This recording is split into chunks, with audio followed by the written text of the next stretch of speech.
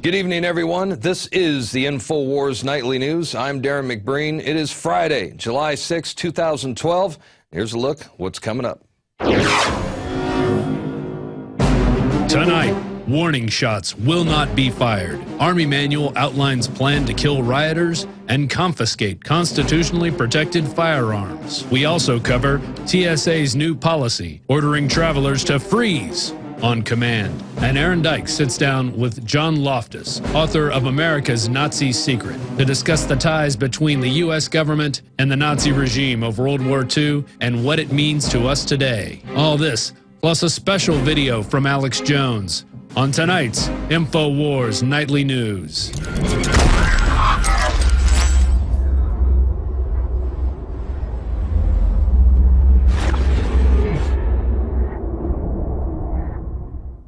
So as you can see, we have another jam-packed and informative show lined up for you this evening, but we begin tonight with a newly leaked U.S. Army military police training manual for what they are calling civil disturbance operations. The Army manual outlines the plan to kill rioters and demonstrators in America. That's right, they have plans to confiscate our firearms and kill American citizens on U.S. soil. This during a mass civil unrest, which of course will be engineered by the foreign banks who now run our military. Warning shots will not be fired. Use of deadly force authorized. And this, of course, is the top story right now on Infowars.com. The PDF document, which is dated in 2006, well, it was used for a self-learning course at the U.S. Army Military Police School at Fort McClellan, and it makes it clear that operations apply to both inside and outside the continental United States. The document outlines how military assets will be used to restore and maintain law and order by shooting protesters, I guess, shooting innocent civilians perhaps. And it goes on to describe how prisoners will be processed through internment camps. Wow. So there you have it. Our own military being trained for armed conflict with U.S. citizens. They're being trained to confiscate our guns in preparations to process us into camps during civil unrest. And we are now joined by Dan Feidt, who is an investigative journalist for HongPong.com.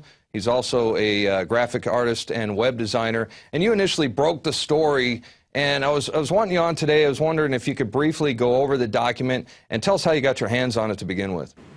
Yeah, I mean, all the credit is really due here to a really excellent website called publicintelligence.net. They do a really good job systematically finding obscure and limited access files from within the U.S. military and other institutions. I just saw it pop up yesterday and quickly wrote a summary of it for my own site to get that distributed and out there. Essentially, this document ties to a number of other documents which I've been involved in researching. In my personal experience, I covered the 2008 Republican National Convention and the 2009 G20 conference in Pittsburgh through the G-Infinity Media Center, that was independent media that was put together. And so what we have here is a system of expanding, emergency use of domestic military personnel. And at one level that I found the research on earlier, there's something called Con Plan 3502, a Civil Disturbance Operations Concept of Operations Plan run by the U.S. Northern Command, and that was what we found earlier, and Public Intelligence has also helped pull together some other documents from that. And so what we found here was essentially the military police training document to instruct the military police in a number of different important aspects of this general domestic operations planning, including domestic searches without warrants. There's no reference to warrants or those type of constitutional rights in this. This also includes various aspects of crowd control, area control, riot control, and some really kind of terrifying statements about how military-operated detention facilities inside the United States would be protected by lethal force, including the statement that warning shots will not be fired in the event that someone is trying to escape. As soon as they deem a risk of lethal injury, they're just going to shoot you. And it's helpful to have these things on paper and concrete to establish the different levels of this planning structure. And I think that what we're going to see at the Republican and Democratic national conventions later this year, which are national special security events, we're going to see very similar planning frameworks activated that are very reminiscent of this. And this document is from April 2006. It was used at the Fort McClellan, Alabama, U.S. Army Military Police School. And I would presume there's probably been a few tweaks to this document since then. And I was able to find an earlier version of the document from many, many years before. I think it was from the 80s. So this has been revised before. And there's a lot of continuities. It involves a lot of stuff about troop formations, certain riot control weapons, things like that, as well as it talks about how a task force set up domestically would have its own PSYOPs unit. And psychological operations, I believe, are not legal for the U.S. military. Well, let me stop you right there for a second, because I thought that was one of the more interesting. The whole thing is interesting, and I'm still combing through it. You know, I just got access to it today. But it talks about internment camps where internees will be re-educated. Okay, they talk about into developing an appreciation of U.S. policies. Mm-hmm. So what does that mean? I mean, so if you and I don't agree with U.S. policies, we're out there protesting, how are they going to re-educate us? Yeah. I think that's the earlier document that you're talking about. That was more specifically in detail to the management of the detention facilities, which surfaced a few months ago.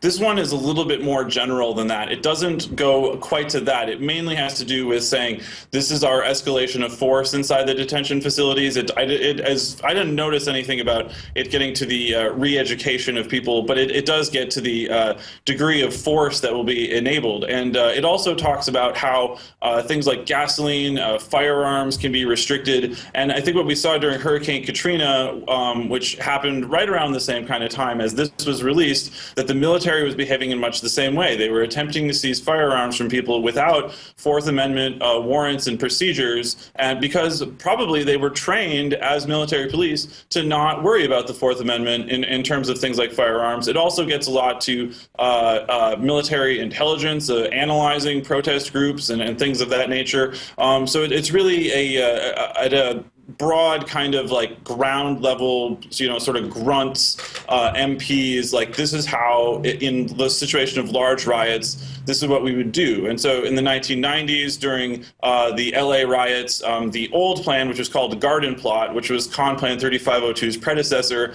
would have entailed training very similar to this in terms of how they were, trying to manage crowds and that kind of thing. And so I think what people need to look at if they're trying to research into this is what are the parameters of this intelligence situation when they're going to collect intelligence. This doesn't talk about advanced agencies like the Defense Intelligence Agency or the National Geospatial Intelligence Agency, which does a lot of, kind of compiling of data together. And I just think that while this shows a very certain heavily militarized tactics, it shows, when they line up people that are suited up as riot police, these are the psychological tactics to intimidate protesters and that kind of thing, as well as, again, run detention facilities that are patrolled with lethal force. Well, and I'm looking at the document right now. Definitely a show of force, intimidation. Primary function of the military will be breaking up unauthorized gatherings. They're going to be patrolling the streets. They're going to be looking for any disturbance areas, prevent lawless acts. I wonder what they consider an unauthorized gathering. I mean, this is crazy. Military forces will be present to show, like I said before, a show of force, intimidation. They will establish roadblocks, which they're already doing in California, by the way, to stop drunk drivers. And they will break up crowds, employ crowd control, conduct street patrols, and, I mean, this is scary stuff. I mean, tell us about some of the deadly force and the non-lethal force. What kind of weapons will they be using? Well, I mean, essentially they're authorized to, what they say is defend themselves or defend against serious elements of what they call critical infrastructure, which could be any like large corporations or banks or that kind of thing. It's a real a broad spectrum of things which they're essentially authorized to use force under. But what's frustrating about these documents is that they really are clearly not written in reference to constitutional government or limited government at all. Like there's no representation of the First Amendment, the Second Amendment, the Fourth Amendment. For searches, the right of people to possess firearms in civil emergencies. Because it's martial law. Because it's Right. martial law, everything's out the window. Yeah, and there are direct references to the phrase martial law in this document. They say that, well, only under curfew could the military, under federal control, really, only under martial law could they impose a curfew, but we will definitely support local officials when they're running curfews.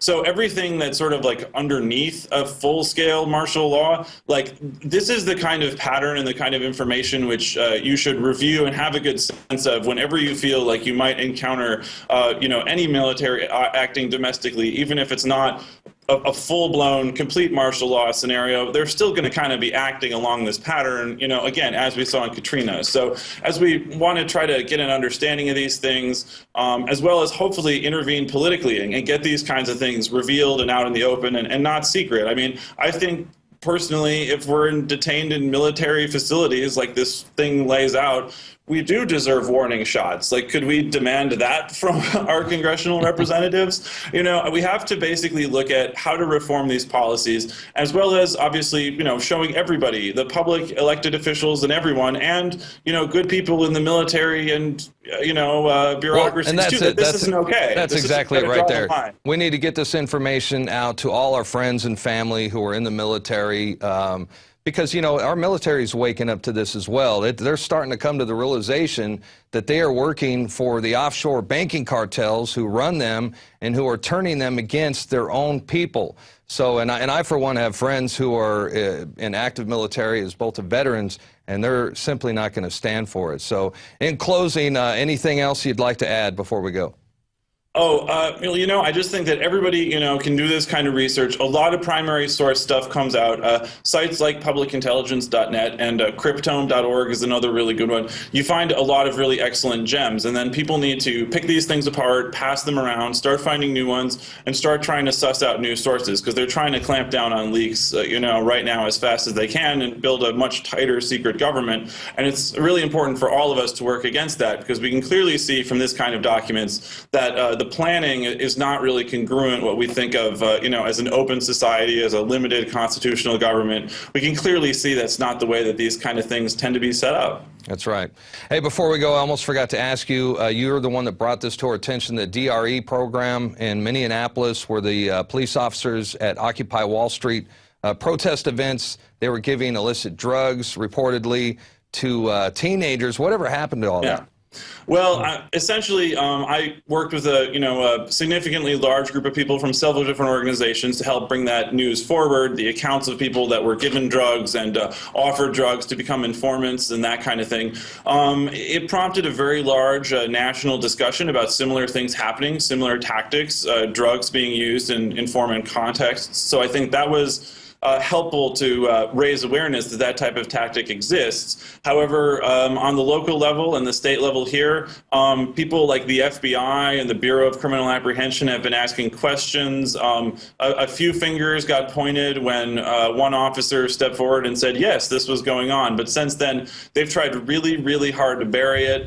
They just want to pretend that it never happened. They want to forget that all of this happened. But that's not going to work. People are going to keep pressuring them to spit out the truth, come to their final reports and then get some reform at the legislature, because the underlying DRE program itself is kind of ridiculous. It is used to just basically deem that people are intoxicated based on certain physiological symptoms that are not substantiated. So even on that level, the program is ridiculous, and I could predict that people are going to want to intervene further against this thing.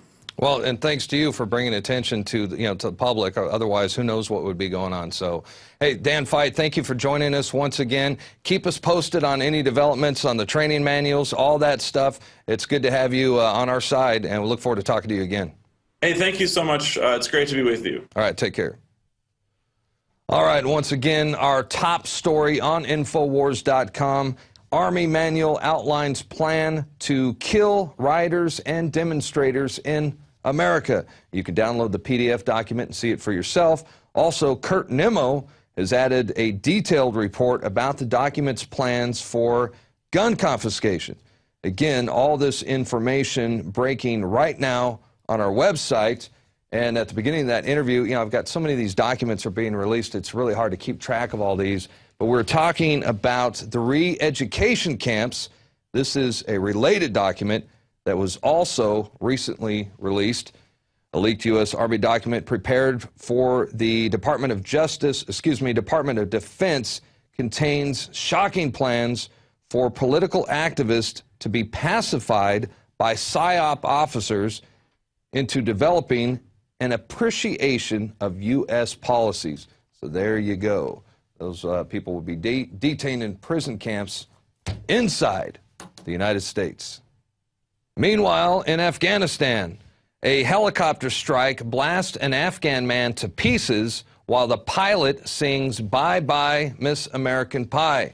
The video is actually on liveleak.com. It appears to be from an Apache helicopter. Let's take a look. Bye bye, Miss American Pie. Good hit. Nice. Now, according to the caption on the website, the victims were innocent farmers who were planting poppy seeds in the middle of the road. So there's, that is yet to be verified, but we'll keep you updated on that.